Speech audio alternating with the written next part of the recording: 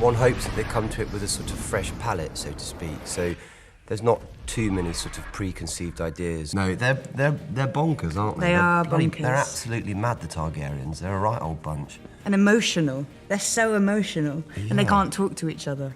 They're quite a cross family, deep down. They are. I think they need a great deal of therapy. They frankly. do. They do. Group therapy. Yeah. Family therapy. Family therapy. I think there are like two main things that make Rhaenyra a character who interests me, at least. She is both female and never expects to be heir. That's never on the table. And everything falls apart the moment that she receives the inheritance that everyone looks for. He's a slightly sort of different creature to most of them, I think. Alicent starts off as Rhaenyra's best friend and daughter to the hand of the king, and she is quite an anxious rule follower in comparison to how free and mischievous Rhaenyra is. With Game of Thrones, the world was so big, and you were outside of King's Landing and outside of the sort of central focus of the main family a lot.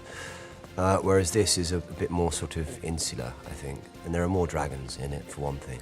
I think kind of Daemon and Caraxes are sort of one entity, really. They're one spirits, they're sort of avatars of one another. They're both just grumpy and moody.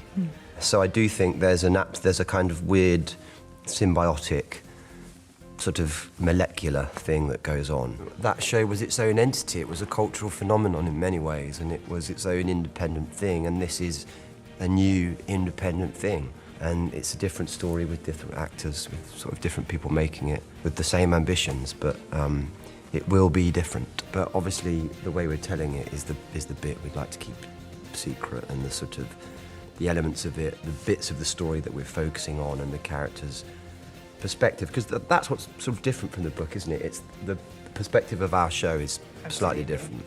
I mean, there's a really lovely thing, right, in terms of any relationship between this show and Game of Thrones in the future is, I think, some of the kind of historic events that we hear about in Thrones, maybe a record gets set straight in House of the Dragon.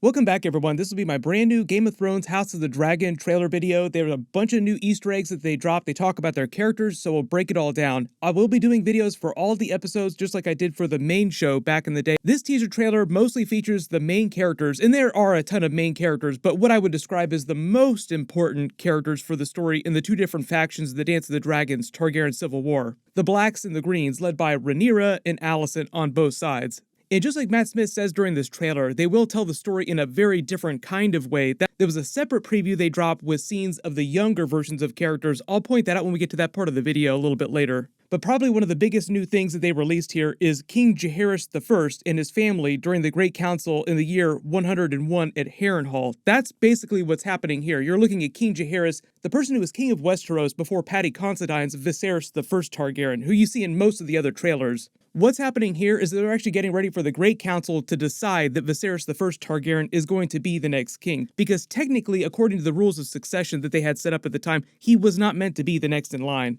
But that's why Jaehaerys I is sitting on a different throne that's not the Iron Throne, because they're at Harrenhal here. You see it in the trailer. It's like a much bigger version of Harrenhal that we saw on the original main show, just because CG has gotten so much better since then. But the reason why they called the Great Council here to decide who would be King Jaehaerys' successor is because his original heir, Prince Aemon I Targaryen, had died, and he didn't have a son. His oldest living heir was Princess Rhaenys, this character here. She's about 27, 28 in the books when this is happening, even though she looks a little bit older in this picture. But by this point in her life, she's already been married to Corlys Velaryon the Sea Snake for a while. He's meant to be one of the wealthiest people in the kingdom next to the throne. The way he talks about his character, he's kind of like a Tywin Lannister type of person. Like when you talk about Lannisters always paying their debts, Lannisters being very rich during the original series. At this point in history, Corlys Velaryon and his family are one of the richest families in Westeros. The reason why they all have white hair is because they also descend from Valyrian blood. They're a vassal house of House Targaryen, so they also share the same DNA, but they don't all ride dragons the same way that the Targaryens do. So for instance, because Rhaenys is a Targaryen, she has her own dragon, but her husband, who's a Velaryon and has Valyrian blood, does not have his own dragon. But because the crown prince died without a male heir, the realm freaked out, and this is in 101 AC. They called a great council to decide who would be the next king. And when it was put to vote, Rhaenys said that she was voted down. I think it was 20 or 21 lords of the Six Kingdoms in Dorne that voted her down and voted instead that Viserys I Targaryen become the next king, who was the brother of the previous heir, the younger son of Jaehaerys I. In the previous trailers, you actually saw an older version of Rhaenys basically telling the younger Rhaenyra about what had happened, because younger Rhaenyra almost goes through the exact same thing that leads to the actual Targaryen Civil War, the Dance of the Dragons. So they're basically giving us all this backstory to explain, oh, we've already been through this once before, and this is what happened, and this is why it's happening again.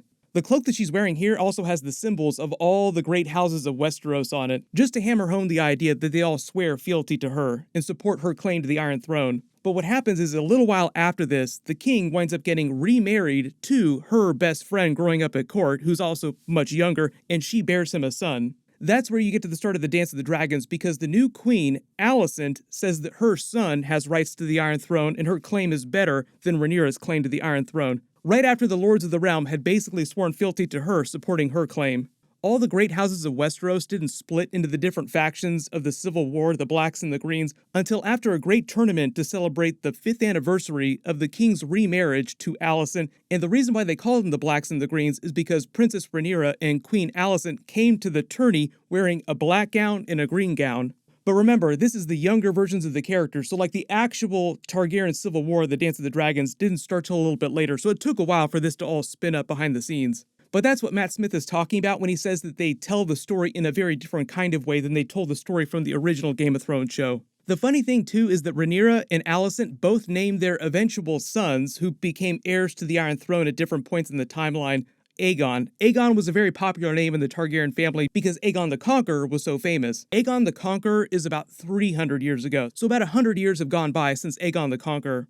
But that's why there's so many dragons, and all the dragons on the show are so big, so much bigger than Daenerys' dragons, because this is still relatively during the height of the Targaryens' power in Westeros. And just for reference, Jon Snow would have been Aegon VI had he have actually taken the Iron Throne. But all this footage of Daemon Targaryen is of younger Daemon Targaryen getting a version of Dark Sister, the Valyrian blade, and using it with his dragon scale armor. Remember, Rhaegar was supposed to wear a suit of armor that looked kind of like this too later in the timeline. Daemon is called the Rogue Prince just because he's such a hothead, and he usually is on the outs with his brother, Viserys I Targaryen, the current reigning king. Like you see him getting dragged in by the Kingsguard here. Most of his time is spent scheming and plotting, finding a way to become the next heir to the Iron Throne, and a lot of that gets tied in with what's happening with the Dance of the Dragons. We make a lot of jokes about how Jaime Lannister was like a golden trash bag on the original Game of Thrones show. Daemon Targaryen is actually the person who created the gold cloaks, the city watch of King's Landing. That's why you see him in this scene here wearing the gold cloak, because this is like the first time that happened. You could think of him as kind of like the glorious golden trash bag of the House of the Dragon series. There's a scene of him in the trailers where you see the Kingsguard and Otto Hightower, the Hand of the King, trying to take the dragon egg from him. You see him earlier in this scene grabbing the actual dragon egg before the Kingsguard have found him. I believe what was happening here is that earlier in the timeline, he had sired a bastard, and because the bastard was born to his